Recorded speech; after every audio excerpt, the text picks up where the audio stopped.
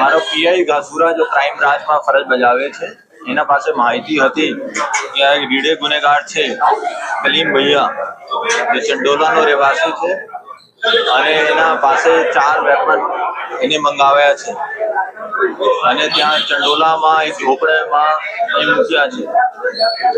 ત્યારે પીઆઈ ઘાસુરા એની ટીમ ત્યાં રેડ કરી 4 વેપન પણ મળ્યા, કારતૂસ પણ મળ્યા અને એનો સાક્ષ્ય પંચનામા પણ કર્યો।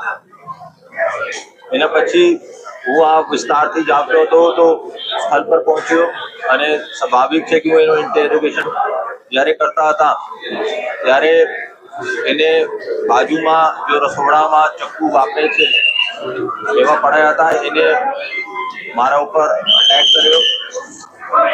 એને જો અટેક કર્યો અહીંયા ગરદન પાસે અટેક કરવાની કોશિશ કરી। હું સ્વાભાવિક રીતે મારા બોડીનું રિએક્શન મારા હાથ ડાબા હાથ ઉપર કર્યો અને ત્યાંથી કટ અંદર કર્યા અને એને જો બી કહીએ કે એને 2-3 વાર ત્યાં કટ માર્યો અને પછી બહુ એગ્રેસિવ થઈ ગયા હતા।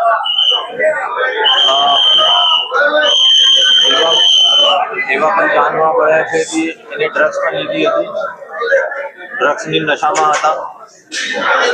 પછી અમે એને કીધું કે તમે ચક્કુ ફેંકી દો પણ નથી માન્યો તો ઘાસુરા પીઆઈની સર્વિસ રિવોલ્વર હું લીધી અને એને પગમાં એક ફાયરિંગ કર્યું ત્યારે આ શાંત પડ્યો।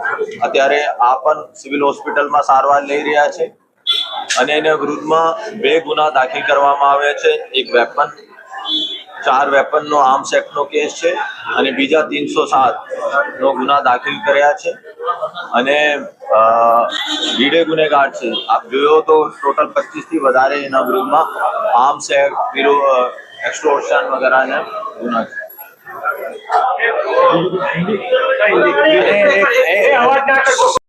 हम दिखाएंगे सच्चाई की खबर चैनल को लाइक कीजिए, सब्सक्राइब कीजिए और हमारे साथ जुड़े रहिए। हम दिखाएंगे आपको सच्चाई की खबर।